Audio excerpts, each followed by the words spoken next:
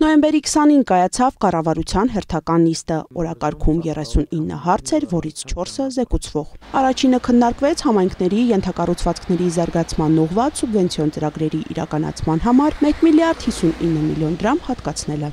Նախագծով առաջարկում է համաֆինանսավորել 20 համայնքի թվով 24 սուբվենցիոն ծրագրեր, Արագածոտնի մարզում 1, Արարատի մարզում 2, Արմավիրի մարզում 5 ծրագիր, Գեղարքունիքի մարզում 1, Լոռու մարզում 3, Կոտայքի մարզում 4, Շիրակի մարզում 2, Սյունիքի մարզում 1, Տավուշի մարզում 5 ծրագիր, միաժամանակ ուզում եմ նշել, որ հաստատմամբ արդեն 2025 թվականի պետական բյուջեից պետական մասի համաֆինանսավորման թիվը կկազմի 17 միլիարդ 52 միլիոն դրամ։ Իրականացվող ծրագրերը վերաբերում են գազատարի, ջրամատակարարման ցանցերի կառուցմանը, ներհամայնքային ճանապարհների ասֆալտապատմանը, լուսավորության ցանցի անցկացմանը, բազմաբնակարան շենքերի տանիքների, մսուր մանկապարտեզների վերանորոգմանը եւ այլն։ Տարածքային կառավարման ենթակառուցվածքների նախարար Դավիթ Խուդաթյանը զեկույցում նշեց նաեւ, որ նախատեսված տարեկան 500 կիլոմետր ասֆալտապատման աշխատանքները մոտորերս կավարտվեն։ Մենք այս տարի փաստորեն արդեն իսկ մի քանի ճանապարհաշինական շատ խոշոր ծրագրեր ենք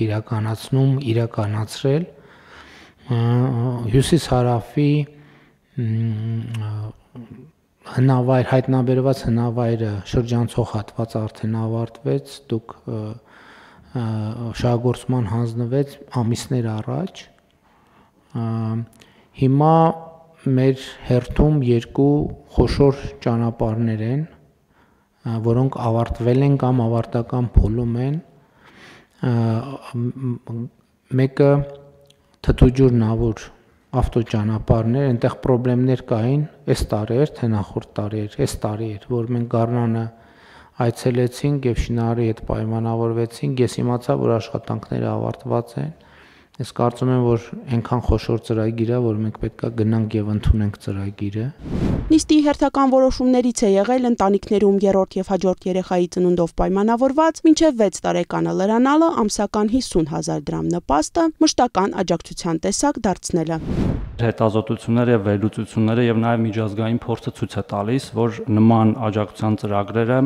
ամենակարևոր ժողովրդագրական աջակցության ծրագրերից են, որոնք նպաստում են ընտանիքներում երրորդ եւ հաջորդ երեխաների ծննդյանը եւ ըստ էության աջակցում են ընտանիքներին երկարատև ժամանակ, մեր դեպքում մինչեւ 6 տարեկան։ Այս ծրագրով վերջի տվյալներով հոկտեմբեր ամսվա դրությամբ արդեն աջակցություն ստանում է 38816 երեխա,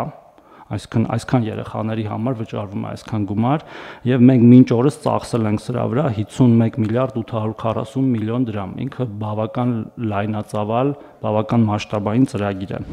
Ընդունվել է նաև երեխայի ծննդյան միանվագ նպաստը համահավասարեցնելու մասին որոշումը, բոլորի համար այն սահմանելով 500,000 դրամ, անկախ երեխայի կարգաթվից։ Օրենքը ուժի մեջ կմտնի 2026 թվականի սեպտեմբերի 1-ից։ Տրամաբանությունը, որ դրված է այս նպաստի հիմքում,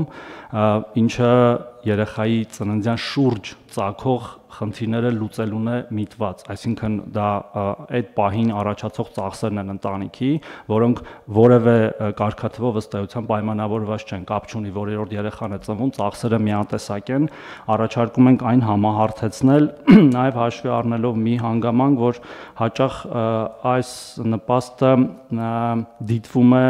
ոչ իր հիմնական նպատակով շատ ընտանիքների կողմից եւ մենք ունենում ենք նաեւ դեպքեր եւ իրենք շատ են, եթե կարիք կլինի թվերն էլ կասեմ, երբ որ հատկապես 5-րդ եւ հաջորդ երեխայի դեպքում ընտանիքները երեխա ունենում պարզապես այս գումարի համար եւ հետո շատ մեծ դժվարություններ են ունենում այդ երեխաներին խնամելու, դաստիարակելու եւ ըստ էության մեծացնելու։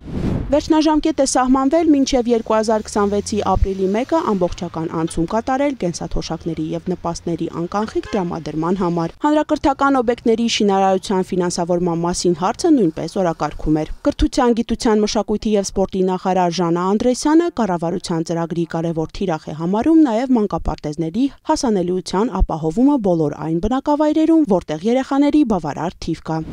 Ներկայացված նախագծով նախատեսվում է կրթության, գիտության, մշակույթի եւ սպորտի նախարարությանը 25 թվականի պետական բյուջեով հատկացված միջոցների հաշվին կատարել վերաբաշխում 10 միլիարդ 772 միլիոն 73,300 դրամի չափով եւ այս նախագծի